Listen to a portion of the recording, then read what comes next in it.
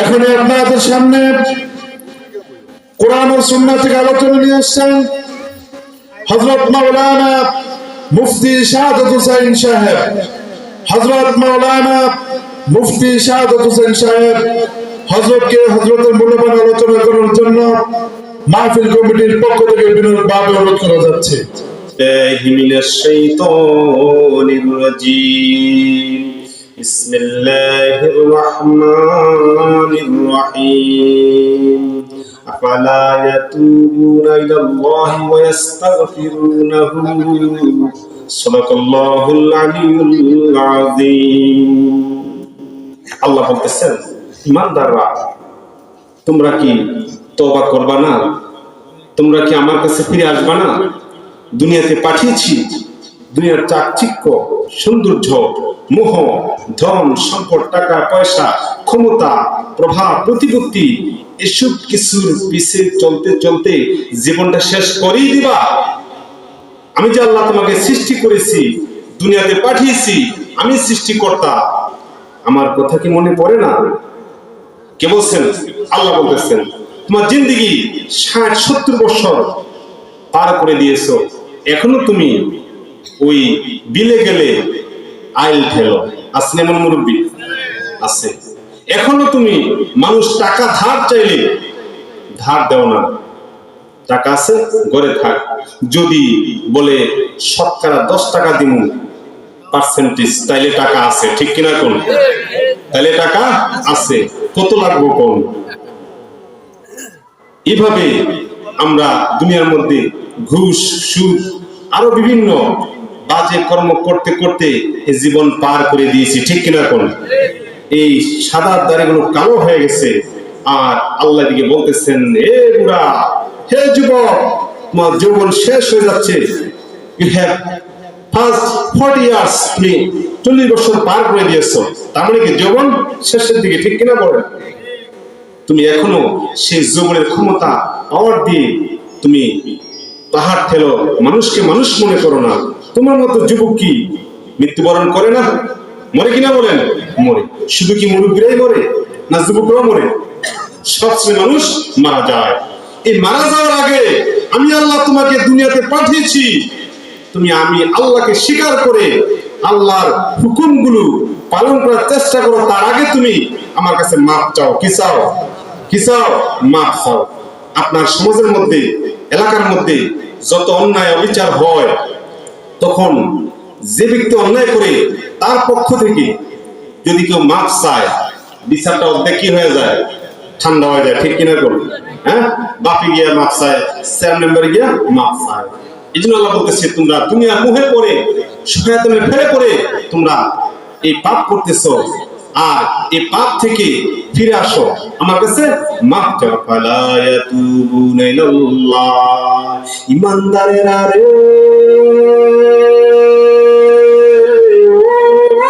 ইমানদারেরা, তোমরা কি তওবা করবা না? তোমাদের কি মৃত্যুর ভয় নাই? এই জিন্দেগি কি সারা জীবন চলবে নাকি? এই পৃথিবীতে তোমার দাদা ছিল নাই, বাবা ছিল নাই রে, তোমার বড় ভাইও চলে গিয়েছে। কোথায় গেছে? আমার কাছে ফিরে এসেছে, ঠিক কিনা গো? ও আমার বান্দা, ইমানদারেরা রে, আমার কাছে যদি ফিরে আসতে হয় তাহলে কিন্তু হিসাব কইরা আইসো, ঠিক কিনা গো? আর যদি মৃত্যুর পূর্ব মুহূর্ত হলো তুমি আমি আল্লাহকে আল্লাহ বলে স্বীকার করো, পিছের গুনাহ মাফ চাও, আমি আল্লাহ ইচ্ছা করলে তোমার মাফ করে দিতে পারি, সেই ক্ষমতা আমি আল্লাহ রাখি। সুবহানাল্লাহ। আন আব্দুল্লাহ ইবনে উমর ইবনে খাত্তাব রাদিয়াল্লাহু তাআলা আনহু, ইন্নাল্লাহা আজ্জা ওয়া জাল্লা ইয়াকবালুল আবদাত তাওবা মা লাম ইউগারগিব। এই হাদিসে বলা হয়েছে, ইমানদাররা যখন নামাজ পড়ে, রোজা রাখে, পাশাপাশি অন্যায় কাজও করে, বুঝে নিন কথা, কিন্তু নামাজ পড়ে, রোজা রাখে, অন্যায় কাজও করে, ইমানদার যারা, মুমিন যারা, তার মৃত্যুর পূর্ব মুহূর্ত, মৃত্যুর গড়রানি, মৃত্যুর যন্ত্রণা শুরু হয়ে গেছে, এই অবস্থা যদি আইসা সে তওবা করে, তার তওবা কবুল হয়। বলেন সুবহানাল্লাহ। কিন্তু যারা কাফির মুশরিক, তার তওবা কবুল হয় না। এই তওবা অত্যন্ত গুরুত্বপূর্ণ। আমি আপনি হাজার হাজার গুনাহ করে চলতেছি, ভয় নাই, টেনশন নাই। খেয়াল করেন এই তওবা কোথায় থেকে আসলো, কেমন করে এসেছে, আরে ভালো করে বুঝে নেন। আমার আপনার আদি পিতা আদম আলাইহিস সালাম, ঠিক কিনা কোন? কোথায় ছিল? কোথায় ছিল? জান্নাতে। কোথায় ছিল? জান্নাতে ছিল।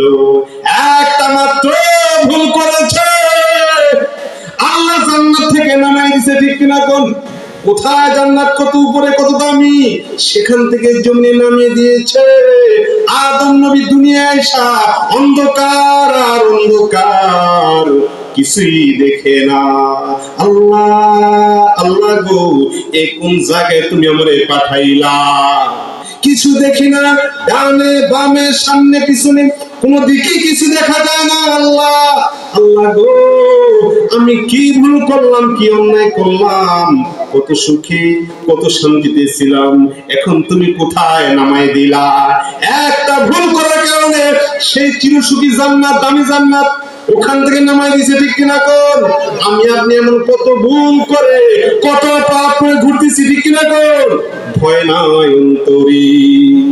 আদম নবী কান্দে, আল্লাহ আমার গুনাহ কি মাফ হইবনি? তুমি যদি মাফ না করো তোমার বান্দারে, বলেন না, তুমি যদি মাফ না করো তোমার বান্দারে, বলো তোমার বান্দা যাবে কার কাছে? আল্লাহ আল্লাহ আল্লাহ, ঠিক না বলে? আল্লাহ ছাড়া আপনার আমার কেহ নাই এই পৃথিবীতে গুনাহ মাফ করতে পারে, ঠিক কিনা বলেন? আল্লাহ আমি বান্দা, তুমি আমার রব, তুমি মালিক, তুমি ছাড়া কেউ গুনাহ মাফ করতে পারবে না, আমারে তুমি মাফ করো। আদম নবী কান্দে আর আল্লাহর কাছে আরাধনা করে, এই আকাঙ্ক্ষা, এই প্রার্থনা করতেছে। পাখিগুলো চোখের পানি পান করে আর বলে, আদমের চোখের পানি কি মিষ্টি মিষ্টি লাগে রে। আদম নবী কয়, আল্লাহ আমারে পাখিরা টিটকারি মারে, আমি কান্দি ভুল কইরা, আর সেই চোখের পানি পাখিরা খায়া কি কয় কত মিষ্টি লাগে। এভাবে আদম নবী কাঁদতেছে। হঠাৎ একদিন জিবরাইল আর মিকাইল সালাম আগমন করেছে। আগমন করে কয়, ও আদম নবী, আপনার জন্য সুখবর। কি খবর? আপনার ভুল আল্লাহ মাফ করছে। কি মাফ করছে? ভুল মাফ করছে। আপনি যে তওবা করছেন, এই তওবা আল্লাহ কবুল করেছে, এই তওবা আল্লাহ গ্রহণ করছে। এবার আদম নবী কয়, ও জিবরাইল, আল্লাহ আমার তওবা কবুল করছে, আমি ভুল করার কারণে জান্নাত থেকে আমারে নামাই দিয়েছে। ও জিবরাইল, বলো আমার অবস্থান কি ঠিক আছে নি? আমি যে নবী, আমি যে একটা সম্মানী ব্যক্তি, সম্মান আমার ঠিক আছে কিনা? এবার জিবরাইল আর মিকাইল কয়, হ আপনার অবস্থান ঠিক আছে।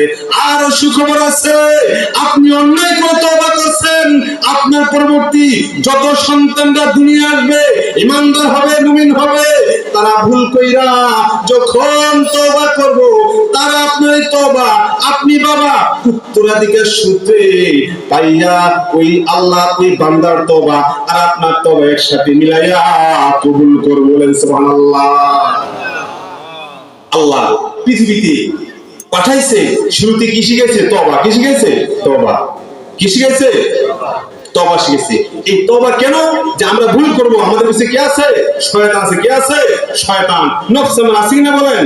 খুদা বন্ধু চললাম না বর খুদু কেশ, খুদা বন্ধু চললাম না বর খুদু কেশ, চুজুদে মায়েলে চুজুদে মায়েলে নফসে আমারা খেসরে, নফসে আমারা শেষরে, নফসে আমারা খেসরে। আল্লাহ তো জানে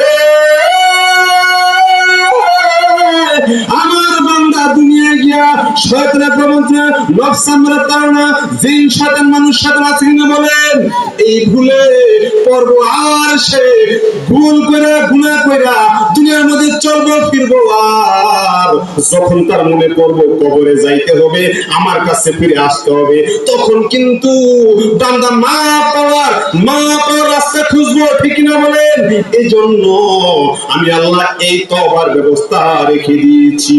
শুধু রাখি নাই, আমি আমার বান্দাদেরকে বলতেছি তোমরা কি তওবা করবা না?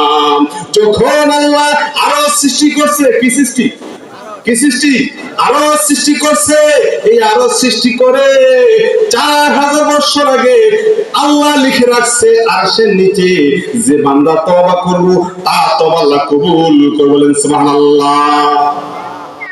আজকে পৃথিবীতে আমরা এই যে নামাজ পড়ি না, রোজা রাখি না, অন্যায় করতেছি, কোনো খোঁজ খেয়াল নাই, ঠিক কিনা বলেন?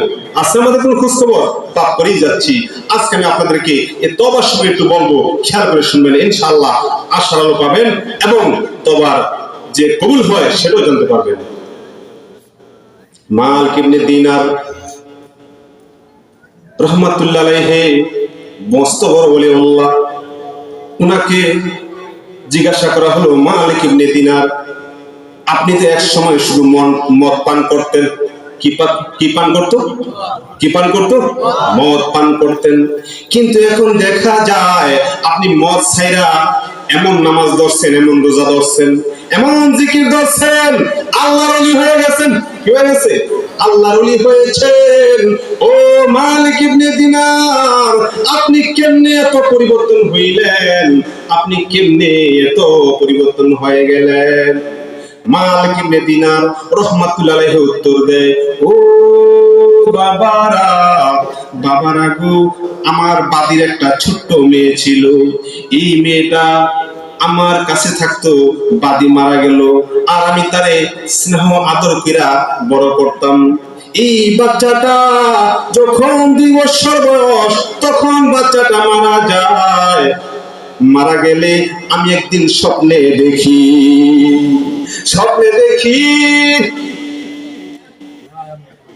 হাসরের মাঠ কায়েম হয়ে গেছে। কি ময়দান? কোন ময়দান? হাসরের ময়দান কায়েম হয়ে গেছে। যে রাতে স্বপ্নে দেখেছি, এই রাতটা হলো শবে বরাতের রাত্র, জুমার রাত্র। এমন সময় মানুষগুলো দেউরে হাসতে যাচ্ছে, কলু ইয়া ওয়াইলানা মান বা'আথানা মিন মারকাদিনা হাদা মা ওয়াদার রাহমানু ওয়া সাদাকাল মুরসালুন।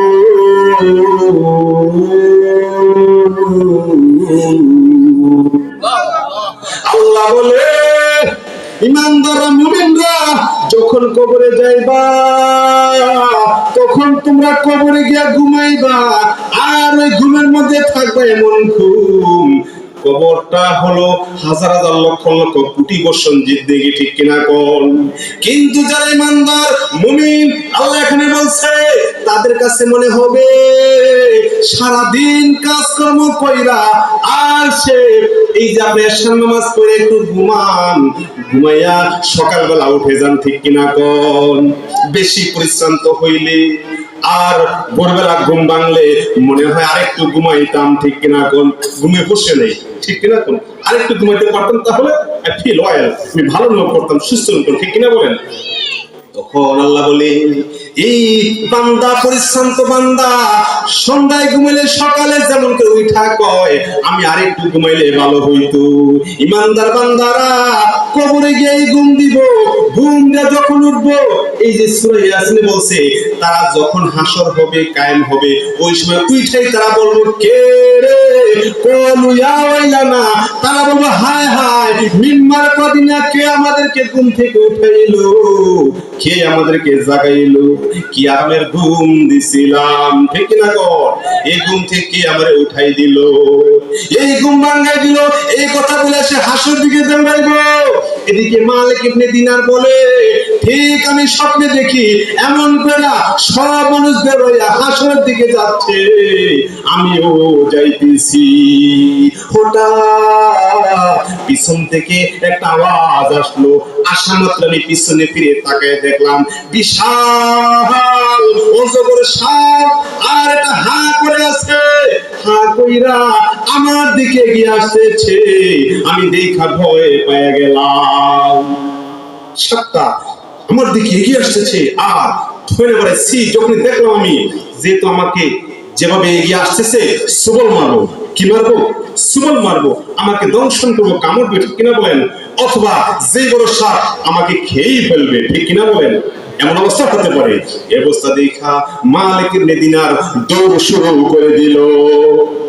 দৌড়াইতে দৌড়াইতে উনি সামনে চলতেছে। সামনে গিয়ে দেখে রে একজন মুরব্বী বাবা, নূরে নূরান্বিত, সারাটা শরীর শুধু নূর আর নূর ঝলমলে। ও মুরব্বী বাবা গো,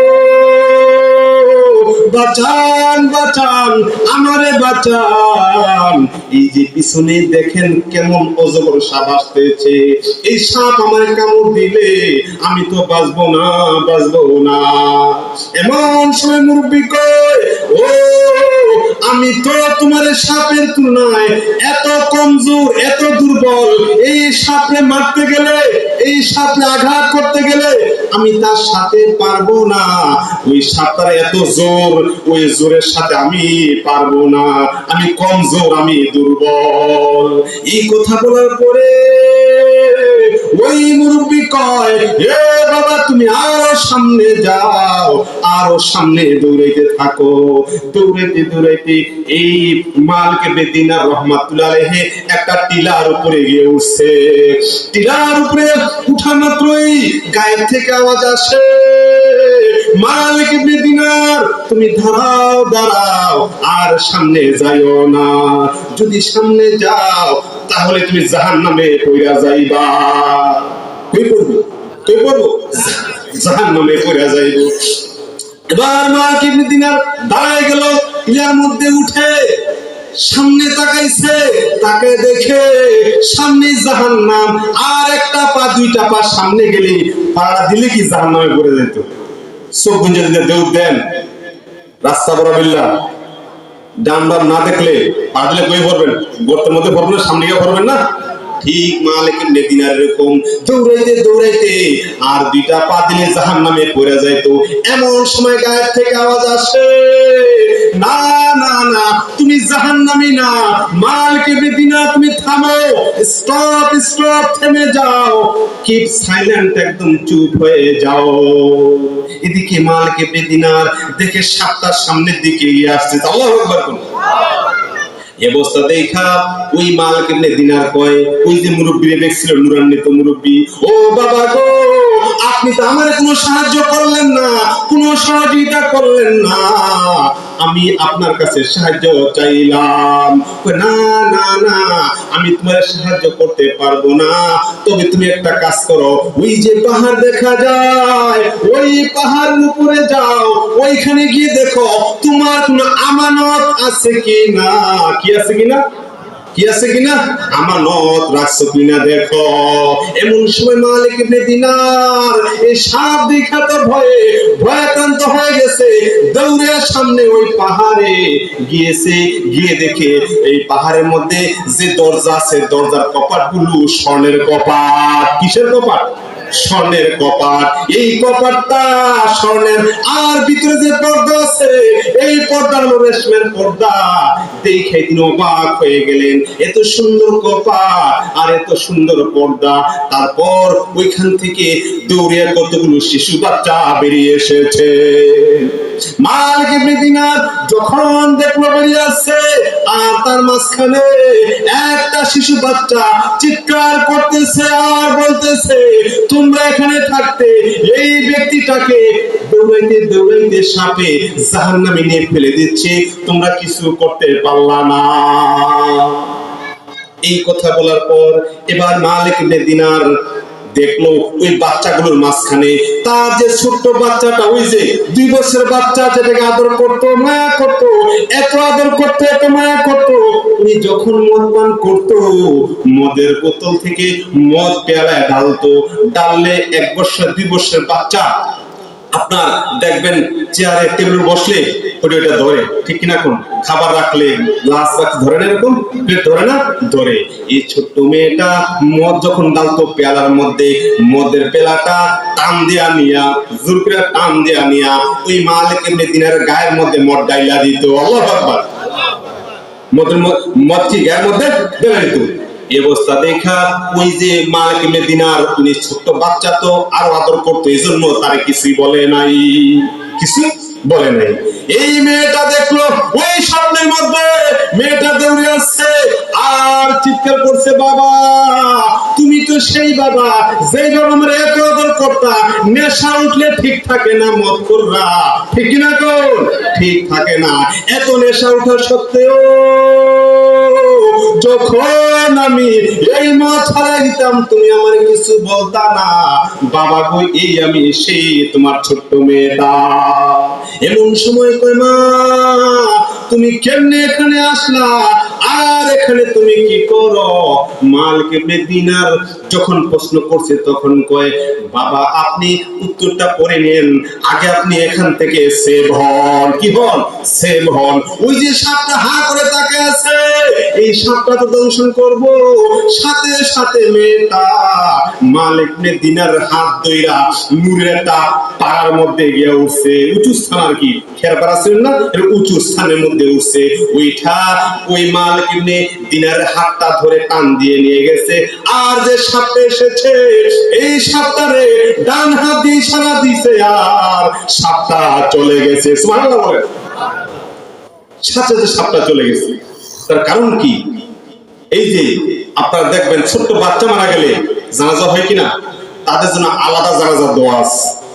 আমরা যে দোয়া করি যে নিয়ত না, ওদের জন্য আলাদা, ছোট বাচ্চাদের আলাদা দোয়া আছে। এর অর্থ হলো হে আল্লাহ এই বাচ্চাকে তুমি আমাদের জন্য পরকালে সুপারিশকারী হিসেবে কবুল করো, বলেন আমিন।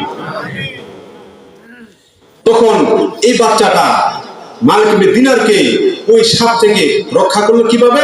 সাপটারে একটা ইশারা দিছে বা কোনো বনে আসছে থাপ্পড় মারছে, সাপটা চলে গেছে। সুবহানাল্লাহ বলেন। সাপটা চলে গেছে। এবার কই মা মা গো আমি যে দৌড়াইলাম পিছনে সাপটা ছিল, এই সাপটা কে, তার পরিচয় কি একটু বলো। আর ওই যে মুরব্বী, এই মুরব্বীটাকে একটু বলো না।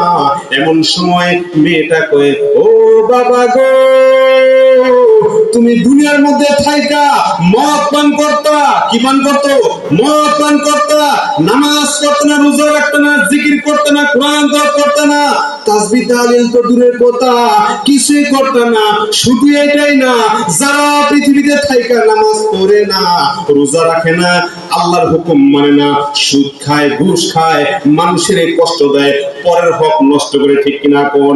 ভাইয়ের জমিনটা জোর করে দখল করে আসেনি, এমন সম্পদ জোর করে লয়া যায়। আমিন রে ঘুষ দিয়া বাড়ি মাপতে আইলে ভিতরে পাঁচার ঢুকা যায়, আসেনি এমন। এই যে মানুষগুলো এই অন্যায় করে জুলুম করে মানুষের উপর, জুলুম করে আল্লাহর উপর, ঠিক কিনা কোন? আল্লাহর হুকুম মানে না, মানুষকে মানুষ বলে মূল্যায়ন করে না। শক্তি, ক্ষমতা, বাহাদুরি, দলের ক্ষমতা, গায়ের জোর, এলাকার প্রভাবের কারণে মানুষকে কোনো সম্মান দেয় না, জোরকে আরো দখল করে, ঠিক কিনা কোন? এই ব্যক্তিগুলো তার 40 বছর, 50 বছর, 60 বছর জিন্দেগি পর্যন্ত এরকম জুলুম করে আসছে, নামাজ ছেড়ে আসছে, সুদ খেয়ে এসেছে, অন্যায় করে এসেছে। এই লোকগুলো এই অন্যায় করার কারণে এই সাপটা, ওই যে অন্যায় সব একটা বিশাল আকারের সাপ আকার ধারণ কইরা, ওই পাপগুলো সব একটা বিশাল সাপ, একটা বিশাল আকার সাপ ধারণ কইরা, অজগর ধারণ কইরা তোমার দেউরিয়া নিয়ে আসতেছে জাহান্নামের দিকে, জাহান্নামের দিকে। আল্লাহু আকবার। পাপ করলে কই যাব? কই যাব? জাহান্নামে যাইব। এই যে পাপ করতেছে করতেছে করতে করতে করতে সে জাহান্নামের একদম কাছে চলে গিয়েছে। এই সাপটা একটা রূপ ধারণ কইরা তারে দেউরিয়া জাহান্নামে ফেলে দিবি। ও বাবা গো তুমি জাহান্নামে না, আওয়াজটা শুনতে পেয়েছো? কারণ হলো তোমার কপালে তওবা নসিব হবে হবে। সুবহানাল্লাহ বলেন। এবার মালিক মদিনার এই ব্যাখ্যা শুনলো। আর ওই যে মুরব্বী নূরান্বিত ব্যক্তি, এই ব্যক্তিটাকে, এটা হলো ওই ব্যক্তি যে ব্যক্তি দুনিয়ার মধ্যে মসজিদে গেলে হুজুর জামাতের টাইম হয়ে গেছে, আয়নাকা নামাজ শুরু করে নাকা, আসেনি এমন হুজুরের ঠেলে পিছু দিয়া, আসেনি এমন আছে। কতনে জামাতে খাড়াইব, 1 মিনিট দেরি হইলে হুজুরে কি কয় উল্টা কথা কয়। আপনারা বর্তমানে আমি মুফতি ইনশাআল্লাহ পাস করেছি, সার্টিফিকেট নিয়েছি, কিতাব চর্চা করি, কথাগুলো খেয়াল করে শুনবেন। ইমাম সাহেবকে আপনারা বলেন, ইমাম সাহেব আপনি নামাজ দাঁড়ান, দেরি হলো কেন? আপনারা চার্জ করেন না? চার্জ করেন কিনা? এই চার্জ করলে কি ক্ষতি একবার ভালো করে বুঝে নেন। এই ক্ষতিটা হলো এরকম, ইমাম সাহেবের পিছনে ইক্তেদা করা কি ওয়াজিব? ইক্তেদা করা কি ওয়াজিব না? ইক্তেদাতে বেজালিমা, ঠিক ইমাম সাহেবকে সম্মান করা ওয়াজিব। সম্মান করা কি ওয়াজিব। ইমাম সাহেব ইচ্ছা করলে একটা জামাতের সময় 1 মিনিট 2 মিনিট দেরি করতে পারে, কিছু বলা যাবে না। এগুলো 1 নম্বর মেসেজ। 2 নম্বর মেসেজ হলো আপনার ইমাম সাহেব আপনার যখন এই মসজিদে থাকে তখন মসজিদ কমিটি যারা আছে, সভাপতি সেক্রেটারি, হাতে কই গেল রে, আমার কাছে কয়ে গেছে, হাতে পাওয়ার হয়ে গেছে, সকালে যায় বেরিয়ে যায়, নামাজ দেখতে বলে 3 রকম স্পিড আছে এমন, আছে এমন আছে। যে ব্যক্তি পাওয়ারটা দেখালো কার সাথে? ইমাম সাহেবের সাথে, তাহলে বুঝা গেল ইমাম সাহেব তার চাকরি করে, ঠিক কিনা কোন? চাকরি করে না? আর চাকরি করে কাকে বলে? যে চাকর কাজ করে তাকে কি বলা হয়? চাকরিজীবী, ঠিক কিনা কোন? চাকরিজীবী না কোন? তো চাকরিজীবী, তাইলে আপনার ইমাম সাহেব কি আপনার মসজিদের চাকর? চাকর কিনা বলেন? চাকর না, উনি কি নেতা বাদশা, ঠিক কিনা কোন? আপনি ইমাম সাহেবকে মনে করেন যে উনি আমার চাকরি করে, উনি এদিক সেদিক গেলে আপনার কাছে করজোরে জবাবদিহি করতে হবে, আপনি এরকম মনে করেন যে আমার কাছে না করে গেলে পুরো ফায়ার আমনে, তাহলে আপনি কি হয়ে গেলেন? আপনি কি বস হয়ে গেলেন? আর উনি চাকরি করলো, আপনার নামাজ শেষ। আপনার নামাজ কি শেষ? ফতোয়া। আপনি যদি এরকম মন মানুষ নিয়ে বলে থাকে, ইমামকে চার্জ করে অর্ডার করে থাকেন, আপনার নামাজ আবার ধরাই নিন। তার কারণ ওয়াজিব তরফ করলে নামাজ দেবো, আসেনি বলেন অল্প নামাজ দেবো, নামাজ হবে না। খেয়াল করেন, মেসেজটা দিয়ে গেলাম, কোনদিন ইমাম সাহেবের সাথে বাড়াবাড়ি করবেন না। যেরকম বস অলওয়েজ রাইট, ঠিক কিরকম? বস যাকে তাই ঠিক কিরকম? বসের উল্টা কিছু বলা যায় না। কিন্তু ইমাম সাহেব নিজে যিনি আছেন, উনার কি একটা কমন সেন্স থাকবে, ঠিক কিনা বলেন? প্লাস উনাকে বলতে হবে বড়তার সাথে, নম্রতার সাথে, ঠিক কিনা বলেন? আপনি হিট দিয়ে আপনার চাকরিজীবী মনে করে বলা যাবে না। এবার যে নামাজ পড়তে গেছে, এই যে নামাজ পড়ে কেহ সাপ্তাহিক নামাজে আছে, আসলে এমন সাপ্তাহিক নামাজে আছে, 5 ওয়াক্ত নামাজ পড়ে না, সপ্তাহে মসজিদে যায়, এই নামাজি গুলো নামাজ না পড়ার কারণে, যারা রোজা রাখে না, রোজা না রাখার কারণে, যারা মানুষের উপকার করে না, উপকার না করার কারণে, সমাজের মধ্যে এমন কিছু মানুষ আছে বেজাল লাগাই দিয়া সে বিচারে গিয়া পদ্মের নাগিরি করে, কিনা কো মারামারি লাগাই দিয়া কয় বিচার তো আমাকে চাইবো, হ্যাঁ অন্যায় করছিস না, রায় চাস 5000 দিয়া যা, আছে না এমন? আছে আছে। এই যে কাজগুলো করতেছে যারা মহিলারা পর্দা পর্দা রক্ষা করে না, স্বামীর কথা মতো চলে না, আর ওই শ্বশুর শাশুড়িকে একটু মূল্যায়ন করে না, তারা যে অন্যায় করতেছে, আছে না এমন? স্বামী হলো এমন ব্যক্তি, মা বাবা যদি আপনাকে অর্ডার করে বলে তুমি বাড়িতে আসো, মা অর্ডার লঙ্ঘন করে স্বামীর কথা মানতে হবে। সুবহানাল্লাহ বলেন। যে স্বামীরা আছে মহিলারা কি মূল্যায়ন করে না, এই সমস্ত কাজগুলো যারা করে তারা দুনিয়ার মধ্যে অন্যায় করে যায়, পাপ করে যায়, অল্প নেক কাজ করে, সৎ কাজ করে, ঠিক কিনা কোন? অল্প ভালো কাজ করে, এই অল্প ভালো কাজ করার কারণে অল্প নেক আমল, এই যে নুরান্বিত ব্যক্তি, এই যে মুরব্বী নুরান্বিত, সে হচ্ছে দুর্বল, কারণ নেক আমল কম। নেক আমল কি? নেক আমল কম, এই কারণে এই মুরব্বী বলতেছে আমি দুর্বল, বেশি সময় অন্যায় করে পাপ করে, পাপের বোঝা বেশি হয়ে গেছে, আর নেকের পাল্লা কি একদম হালকা, আমি সেই নুরান্বিত মুরব্বী, আমি একদম দুর্বল। ও বাবা গো, এই হলো সেই নুরান্বিত ব্যক্তি। তোমার নেক আমল সৎ কাজ, এর যে তুমি নেক আমল কম করছো, এই কারণে তুমি আজকে এখানে কি সাহায্য পাও নাই। সাথে সাথে মালিক ইবনে দিনার এই স্বপ্নটা দেখা উনি ঘুম থেকে জাগ্রত হয়ে যাবে। তার আগে এবার মা ইবনে দিনার ওই মেয়েটাকে প্রশ্ন করে, ও মা গো, তুমি যে এখানে থাকো তোমাকে আর কি করা হয়? ও বাবা, এখানে আমাদের আমাদেরকে কোরআন তেলাওয়াত করানো হয়, কোরআন শিক্ষা দেওয়া হয়, আমরা হাসর ময়দানে যে সমস্ত মা বাবা তার সন্তানদেরকে নাবালক অবস্থায় হারায়, আসলে মন হারায়নি, কান্দে, সহ্য করা যায় না, ঠিক না? কোন ছোট শিশু মারা গেলে এই মা বাবার জন্য আমরা সুপারিশ করব, এখানে আমাদেরকে কোরআন তেলাওয়াত শেখানো হয়। আর সূরা হাদীদের 16 নম্বর আয়াতটা আলাম ইয়াদানিল্লাহু আনতাশা কুলুবুহুম লিযিকরিল্লাহ, এই আয়াতটা পড়লো, পড়ার পর সাথে উনি কাঁদতে শুরু করলো। এই আয়াতের অর্থ হলো যে তোমাদের কি এখনো সময় হয় নাই আল্লাহর ভয়ে কাঁদার জন্য? অন্তরগুলো কি এখনো আল্লাহর জন্য কাঁদে না? ইয়াদানিল্লাহু কুলুবুহুম আনতাশা, আল্লাহর ভয়ে কি তোমাদের অন্তর কাঁদে না? অন্তর কম্পন হয় না, অন্তরে কম্পন সৃষ্টি হয় না? কবরে গেলে কি হবে? আমি কেমনে কবরে থাকবো? হাসরে কি হবে? মিজানে কি হবে? ঠিক না? কোন কি হবে ওই মিজানে? যেদিন মিজান হবে খাড়া, নেকি বুদ্ধি করবে ধরা, ঠিক না? কোন ওই দিন কি হবে? ওই খেয়ালটা করো না, ওই খেয়ালটা করে না, তারা এই অন্যায় করে যায়। এই যে মেয়েটা বললো এইভাবে আমাদের কোরআন তেলাওয়াত শেখানো হয়, আমরা কোরআন শিখি।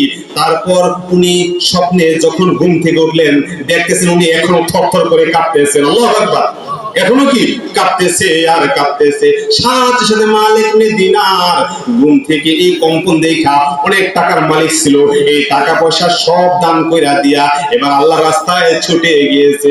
আমি যে পাপী খোদা বড় সহায়, পথ চেয়ে থাকি ক্ষমার আশায়, তুমি ছাড়া কে করিবে দয়া, তুমি ছাড়া কে করিবে ক্ষমা, বলো না আমার জীবন আমার মরণ, প্রভু গো সবই তোমারই জন্য, প্রভু গো সবই তোমারই জন্য। মালিক ইবনে দিনার এই অন্যায় করে পাপ করে আল্লাহর কাছে কান্না শুরু করে দিয়েছে। এদিকে মুসলিম শরীফে হাদিসে এসেছে বনি ইসরাইলের যুগে একজন ব্যক্তি 99 জন মানুষ খুন কইরা তার মনে পড়ছে আমি যদি কবরে যাই আমার উপায়টা কি হবে। এমন সময় সে সন্ধান করতেছে এমন একজন বড় জ্ঞানী ব্যক্তি আছে কিনা যে আমাকে একটা বুদ্ধির পরামর্শ দিতে পারবে। মুসলিম শরীফে হাদিসে এসেছে এই পাপী 99 জন খুনি ব্যক্তি, এই লোকটা যখন মনে পড়ছে আমি কবরে গেলে উপায় কি হবে, আমার কবরে তো কোনো জায়গা নাই, ঠিক না? কোন এবার যখন সন্ধান শুরু করে দিয়েছে আর হাঁটতেছে, তার সামনে একজন খ্রিস্টান পাদ্রী পড়ছে। পড়ার পর বলে ও ভাই তোমাকে মনে হয় জ্ঞানী ব্যক্তি, তোমাকে মনে হয় আলেম ব্যক্তি, বলো না আমার এই পাপটা মাফ হবে কিনা। আল্লাহু আকবার। এবার খ্রিস্টান পাদ্রী কয় এই এত বড় সাহস তোমার, তুমি কেমনে 99 জন মানুষ খুন কইরা আবার তুমি মাফ পাইতে চাও রে? একজন মানুষ খুন করলে কোরআনে আছে পাল্টা আরেকজন কি করতে হয়? হত্যা করতে হয়। 99 জন খুন কইরা কেমনে তুমি এই মাপের সামনে আবার হাঁটো? এত বড় সাহস তোমার। যখন লোকটা এই উত্তর দিল, দেওয়ার সাথে সাথে ওই লোকটারও একটা কোপ দিয়া কাইটা লাইছে, মাইরা লাইছে। আল্লাহু আকবার। এবার এই লোকটা যখন মেরে ফেলছে, মেরে ফেলার পর তার যে অন্তরে ভয় ঢুকছে, কি ঢুকছে? ভয় ঢুকছে। এই ভয়ের কারণে আবার সামনে চলতেছে। এতক্ষণ খুন করছে কয়জন? 99 জন। কয়জন? এখন আরো একজন হলো, কয়জন হলো? 100। কয়জন হলো? 100।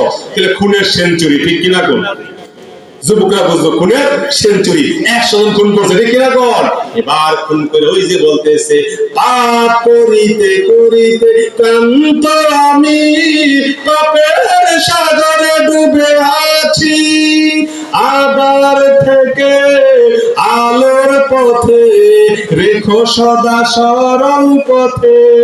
যদি এ মিনতি কবুল না করো, যদি এ মিনতি কবুল না করো, বলো কার কাছে হাত পাতিব। আমার জীবন আমার মরণ, প্রভু গো সবই তোমার জন্য, প্রভু গো সবই তোমার জন্য।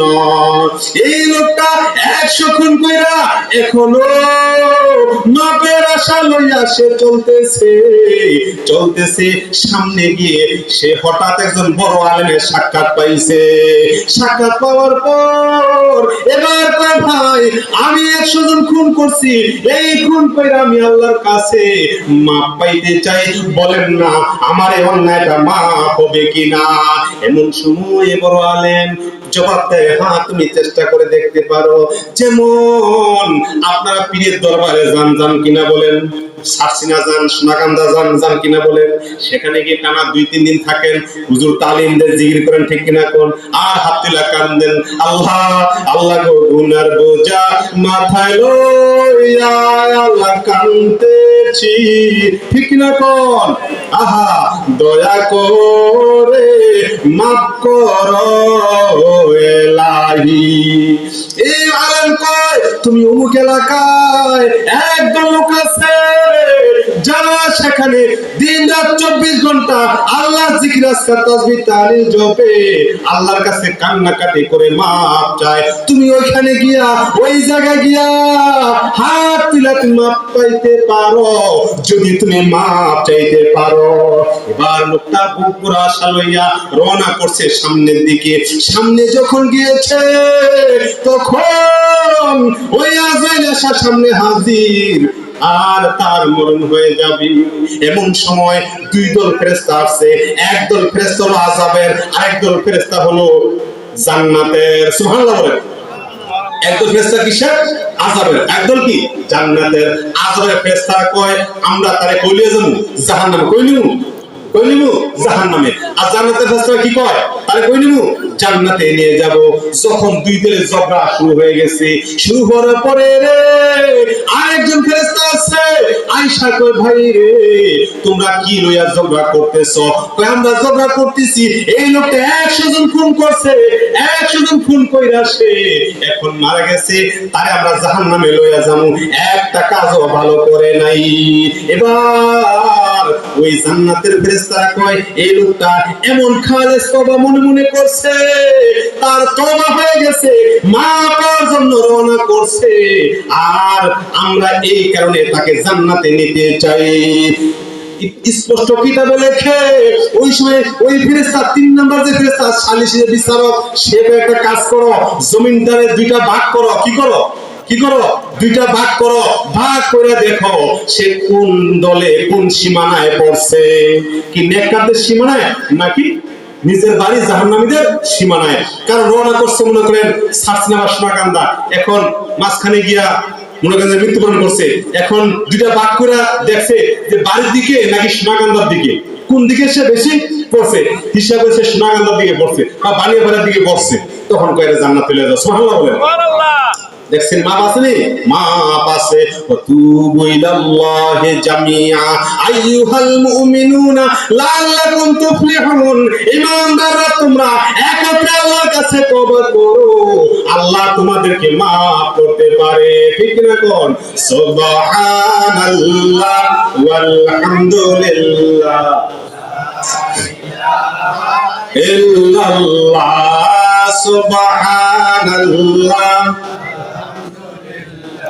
লা ইলাহা ইল্লাল্লাহ লা ইলাহা ইল্লাল্লাহ লা ইলাহা ইল্লাল্লাহ। পাখির কণ্ঠে তোমারি গান শুনলে জুড়ায় আমারি প্রাণ।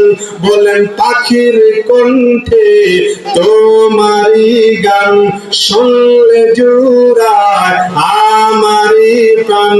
তাই তো আমিও জপি সুবহানাল্লাহ লা ইলাহা ইল্লাল্লাহ সুবহানাল্লাহ ওয়াল হামদুলিল্লাহ লা ইলাহা ইল্লাল্লাহ সুবহানাল্লাহ ওয়াল হামদুলিল্লাহ লা ইলাহা ইল্লাল্লাহ। সামনে প্রথম মেসেজ আছে, খেয়াল করে শুনেন। এবার নবী সাল্লাল্লাহু আলাইহি ওয়াসাল্লামের সামনে ওমর রাদিয়াল্লাহু তাআলা হাজির। কে হাজির? কে হাজির? ওমর রাদিয়াল্লাহু তাআলা। ওমর রাদিয়াল্লাহু তাআলা কয়, ইয়া রাসূলুল্লাহ, একটা যুবক আমার কাছে এসে এমন কথা বলছে, আর এই কথা বইলা সে আমারও এমন কান্দাইছে, আমি নিজে ঠিক থাকতে পারি না। স্পষ্ট হাদিসে এসেছে, ওমর বলে আমারে তিলে তিলে খেয়ে দিচ্ছে, তার কথাটা শুই না। কই কি কথা রে ওমর? কই যুবকটাকে আমার কাছে নিয়ে আসো। এই যুবক কেন তোমাকে এমন কথা বা এমন কি কথা বলছে বলো। সাথে সাথে নবীজির অনুমতি ক্রমে যুবকটাকে ভিতরে নিয়ে আসছে। আনার পর আল্লাহ রাসূল কয়, ও যুবক, বলো তুমি কি অন্যায় করেছো, কি পাপ করেছো বলো, কেন তুমি এমন করে কান্দো? আমার ওমরও কান্দে। এবার যুবক কয়, ইয়া রাসূলুল্লাহ, আমি এত বড় পাপ করছি, এত বড় অন্যায় করছি গো আল্লাহ রাসূল, এই পাপটা আমার মনে হয় ক্ষমার যোগ্য না। এত বড় পাপ অন্যায় আমি করছি।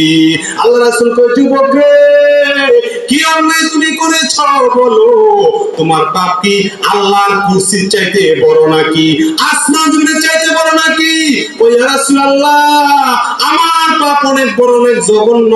আল্লাহ রাসূল, আমি অনেক বড় অন্যায় পাপ করে ফেলেছি। ওই যুবক রে, আল্লাহর আরশের চাইতে বড় নাকি রে?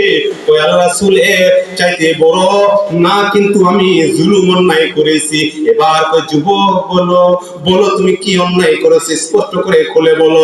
ইয়া রাসূলুল্লাহ, আমি এমন পাপ করছি আমি আপনাকে বলতে পারতেছি না। বলো যুবক, কি অন্যায় করছো, খুলে বলো। যুবক বলে, আল্লাহ রাসূল, তাহলে শুনেন, আমি কাফন চুরি করতাম। কি চুরি? কিসুরে? কাফন চুরি করতাম আল্লাহ রাসূল। আমি একদিন রাত্রিবেলা একটা কবরে গিয়া কাফন চুরি যখন শুরু করলাম, কাফন চুরি করতে গিয়া দেখলাম কবরের মধ্যে একটা সুন্দরী যুবতী মেয়ে মৃত অবস্থায় আছে। আল্লাহু আকবার কোন। যখন এই মেয়েটা ওই কবরের যুবতী সুন্দরী কাফন টান দিয়া তার চেহারাটা দেখলাম, দেখাই আমার মনের মধ্যে শয়তান কুমন্ত্রণা দিল। আমার মনের মধ্যে কুমন্ত্রণা, যন্ত্রণা দিল। যন্ত্রণা দেওয়ার পরে আমি ওই মেয়েটার সাথে জিনা করলাম। বলেন নাউজুবিল্লাহ। কি করছে? কি করছে? জিনা করে ফেলছে। এবার আল্লাহ রাসূল, আমি জিনা করার পর যখন একটু সামনে গেলাম, সামনে যাওয়ার পরে গো, ওই মেয়েটা কবর থেকে দাঁড়ায়া আমার জোরে আওয়াজ দেয়, যুবক রে, যুবক, তুমি কেমনে এত বড় অন্যায়টা করলা? এই মুদ্রার সামনে তুমি আমারে এই এত বড় একটা অপরাধী বানাইলা, আর হাসরে আমার তুমি নাপাক অবস্থায় উঠাইবা। ও যুবক রে, আমি মাজলুম, আমার উপর অত্যাচার করা হয়েছে, আমি অত্যাচারিত ব্যক্তি। আল্লাহ আমার পক্ষ থেকে তোমার উপর জুলুমের উপর কি করব? বিচার করব, শাস্তি তোমার হবে, অবশ্যই আযাব হবে। এই কথা বলার পরে যখন এই যুবকটা এই কথা শুনছে, শোনার পর সে আর স্থির থাকতে পারে না, সে আয়েশা ওইখান থেকে তার ঘুম নেই, খাওয়া নাই। আল্লাহ রাসূল যখন এই কথা শুনলো, তার কাছে শুই না, তারে গা দইরা ধাক্কা দিয়া বাইরে কথা মানতে বাইরে আনতে। কে করে? নবীজি করে কি করে? আমার দরবার থেকে বাইরে যা, গা ধরে কয় বাইরে যা, সাথে সাথে বের করে দিয়েছে। যুবকটা তওবা করতে করতে কি করতে করতে, কথা বলে কি করতে করতে, তওবা করতে করতে ঘর থেকে বেরিয়ে যাচ্ছে আর বলতেছে আল্লাহ তুমি আমার মালিক মনিব, আমি হইলাম তোমার বান্দা, আল্লাহ গো তুমি মাফ করলে কেউ জানবে না, আমার পাপটা তুমি মাফ করতে পারো। এই কথা বলে একদিন না দুই দিন না টানা 40 দিন 40 রাত যুবকটা শুধু কান্দে আর মাফ চায়। আর লাস্ট মুহূর্তে বলে আল্লাহ আল্লাহ গো যদি পাপ না হয় মাফ না হয় তাহলে আসমান থেকে আগুন নাজিল কইরা আমারে এখনই জ্বালায় দাও, আমি পরকালে আযাব আগুন সহ্য করতে পারবো না, আল্লাহ তুমি আমারে শেষ কইরা দাও। এমন সময় আরেকটা কথা বলছিল, আর যদি রে আমার গুনাহ মাফ হয় তাহলে তোমার বন্ধু মুহাম্মদ সাল্লাল্লাহু আলাইহি ওয়াসাল্লামকে জানায় দাও, সাহাবীদেরকেও জানায় দাও। এমন সময় জিবরাইল আলাইহিস সালাম আয়েশা কয়, ইয়া রাসূলুল্লাহ আসমান জমিন কে সৃষ্টি করছে? ওই আল্লাহ, ওই আল্লাহ সৃষ্টি করলে ওই আল্লাহ ঘোষণা করছে যে যুবককে গাদ ধরে বের করে দিয়েছেন তার গুনাহ আল্লাহ মাফ করছে। সে যে তওবা করতে করতে গেছে টানা 40 দিন যাও কি করছে? তওবা কি করছে? তওবা করছে, তার তওবা আল্লাহ কবুল করছে। আপনি তাকে আর এরকম ধমক দিয়ে তাড়াই দেন না। নবীজির সাথে সাথে এই যুবকটাকে ডাক দেয় না, ঘোষণা করলো তোমার তওবা কবুল হয়েছে, কোনো মাফ হতে পারে না। আলহামদুলিল্লাহ, বলেন আমিন। আলহামদুলিল্লাহ, আল্লাহ করে শুকরিয়া, ইনশাআল্লাহ আপনাদের সামনে কথা বোঝানোর চেষ্টা করছি কোরআন হাদিস থেকে। সবার কাছে দোয়া চেয়ে বিদায় নিচ্ছি। আসসালামু আলাইকুম ওয়া রাহমাতুল্লাহি ওয়া বারাকাতুহু।